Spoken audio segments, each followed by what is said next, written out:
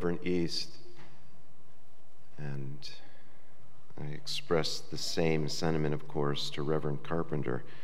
It is genuinely an honor to stand on your pulpit and to address this extraordinary community. The topic slated for my sermon is No Children of a Lesser God. I'll refer to the verse around which I want to share and amplify that notion. But I just want to say, given my awareness that over the last few weeks, the broad brushstroke of topic dealt with holy envy and interfaith relationships, there is so much that is enviable about this church. There's an expression in Hebrew, Ein Navi Be'iro. There is no prophet in his city. That is to say, it is very easy to become insular within our own confines. It's a reality. It's not a scorn. But more often than not, it's an outsider who brings a different perspective that individuals within a family, within a community, may not fully realize themselves. Not that I'm this beacon of light. I am not. Think about it within a family setting when a parent or a sibling or a child or other immediate relationships, a spouse, says something so incredibly praiseworthy. I suspect for many of us there's this inkling, oh, you're just saying this because you're my X or my Y. But when we hear it from someone outside of the confines of our family, Ein Navi Be'iro, no prophet in his city, then the perspective changes. So much that is enviable within these four walls, this holy, holy, enviable place. Well, if my voice sounds a little dispirited, I am here to present something that is not particularly heartwarming. So any of you who want to walk out, do it now, would you? You know, as I know, religion is in decline. Churches and synagogues are shuttering or merging. In Europe, it's worse, but America is not far behind. The religious landscape of the United States continues to change at a rapid clip. In Pew Research Center telephone surveys conducted in 2019, 65% of American adults describe themselves as Christians when asked about their religion. But here's the thing, that's down 12 percentage points over the past decade. The religiously unaffiliated share of the population, consisting of people who describe their religious identity as atheist. I never understood atheism. I'm serious. I actually think it's intellectually vapid. I mean no disrespect. I actually think it's intellectually vapid. To say for certain there is no God. By the way, the counterbalance, I would also argue, is a little tenuous as well. I know for certain there is a God. Remove this. Let's talk about this. Among atheists, agnostics, or nothing in particular, the nones, not N-U-N-S, but N-O-N-E-S, now stands at 26%. That's up from 17% 10 years ago. And the decline continues. So if we talk about interfaith relations, co-religionists, the question that I pose within the confines of my synagogue, within the broader brushstroke of religious life, is what can we, and the operative word is we, regardless, Jew, Christian, Muslim, whomever, what can we all together do to essentially stem this tide? I want to share 5 reflections that are universal to Jew and Christian alike. 5, just 5. Number 1, it's my contention that all of us need to go back to the basics, the foundation. I'm reminded of true story. John Wooden, who was a religious Christian, as many of you know, a man of extraordinarily high repute. He was a college basketball coach, affectionately referred to as the Wizard of Westwood because he coached the UCLA Bruins. On the first day of practice, it's a true story, every first day of practice, you know what he did? He brought his players together on the floor. Without exaggeration, there was not a basketball in sight. They're sitting on the floor, and what does he do? He teaches them how to tie their sneakers, how to put on their socks, and how to trim their toenails. Because he knew, as we know, and perhaps we have to revert back to, a sound foundation, feet without blisters, shoes that are comfortably tied, helps for a better performance of the player. To go back to the foundation. We, if we don't do already, need to go back to a linear unfolding of our traditions. You don't learn calculus until you learn algebra. From point A to point B.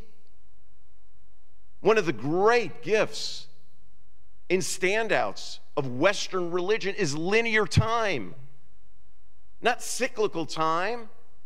This is not a holier-than-thou comparison, Eastern religion, Western religion. But this is a hallmark of Western religion, linear time. You can move forward from point X to point Y. It may be circuitous, it may undulate, but you start from a foundation and you move forward. And when we teach religion, and when we teach religion, it's a little bit of that, a little bit of this. And it's true, life is a quilt. But not when we're talking about a system, not only to feel, but to think. Number 2, we need to reframe the question. Don't tell me how to be a good Jew or be a good Christian. Don't tell me how. Tell me why. This is not bumper sticker theology. Tell me why, not how. Don't tell me how I should read the Bible with all of its literary criticism. Tell me why it's important to read the Bible. Don't tell me how to pray. Tell me why it's important. Don't tell me how to observe the Sabbath. Why is it important? Why is it important to embrace a spiritual side? Are we nothing more than physical matter? Are we nothing more than biology? Tell me why. Now, I am not suggesting, inferring anything of the sort that there is only one why. That is personal, and that does speak to our own narrative.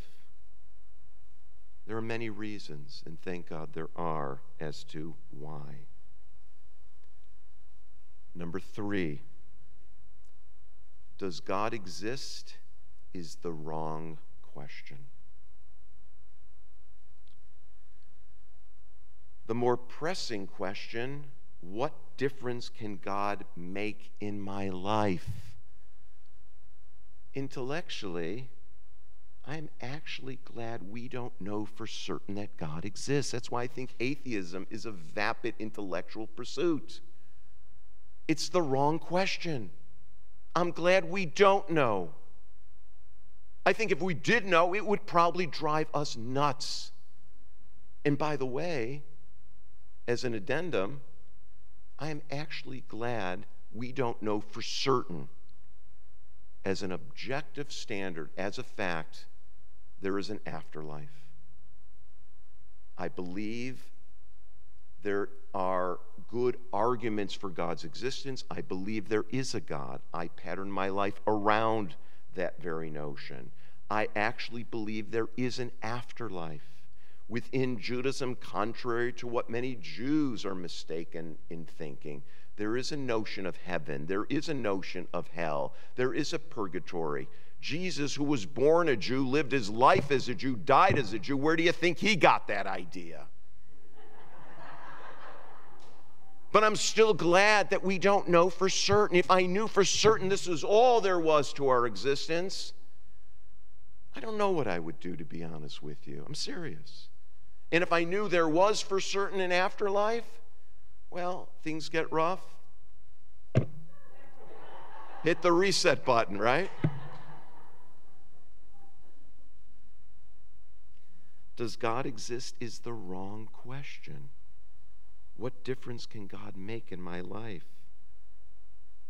How about the idea tethered to that of ethical monotheism? Want to talk about interfaith relationships and the notion of God? Ethical monotheism. Jews and Christians stand shoulder to shoulder in that concept. We may conceptualize it differently, but in principle we do. The conviction that God demands, doesn't suggest, demands goodness from all of us. The importance of living as if there is a God. This is not a Pascal's wager, though that's a relevant consideration. Number 4, and this is all under the rubric of what can we do to stem this tide? Create lasting and warm memories. And I'm not standing here to suggest things that you are not living and doing yourselves, but they do need to be stated periodically. Lasting and warm memories. There's a beautiful Jewish holiday called Shavuot. It literally translates as weeks. And it is a day that celebrates the receiving of the Bible, the receiving of the Torah. And there's a custom where you eat dairy on that day. So if you're lactose tolerant, you are so in trouble. When my children were young, back when I was in love with them, I'll never forget, we're in the kitchen and we're making the most bizarre milkshakes. If they wanted to put in cereal, put in cereal. If they wanted to put in sprinkles, put in sprinkles. God knows what they put. Gummy bears in a milkshake, really? Anyway, I'll never forget. So whatever went into the blender, we turned the switch, but I failed to secure the lid of the blender. Well, you know what happened after that. But we're cracking up. Is it a mundane memory? I don't know if it is, actually. It probably is quite profound. Certainly, from my vantage as an adult and projecting to when our children were young. Creating beautiful, beautiful memories. Holidays, the Sabbath, the discussions around the table, and they can be heated at times. They are from A to Z in terms of subject matters within the holy confine of one's house. I often ask, if I came into your home, Jew, Christian, but religious seekers, what would indicate to me that I've entered a Jewish home? Don't tell me there's a crucifix. Don't tell me there's Christian books. Don't tell me there's a Bible open on a table. Don't tell me there's a celebration of Easter or Christmas. Don't tell me there's a mezuzah on the door if you enter a Jewish home, or there's Shabbat candlesticks, or there's a library of Judaica. I expect to see that. Is there an atmosphere of love? Is there an atmosphere, an ethos of forgiveness? Is there a principle, and it doesn't matter if you speak Hebrew or whatever language, of haknasat orchim, of welcoming strangers into your home and making them feel welcome?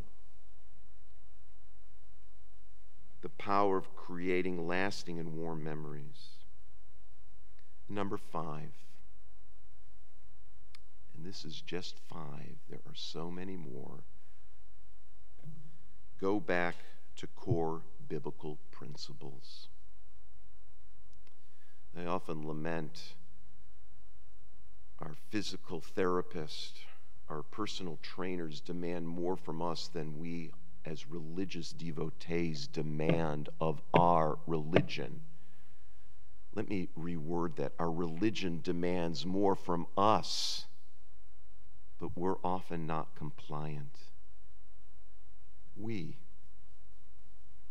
go back to core biblical principles.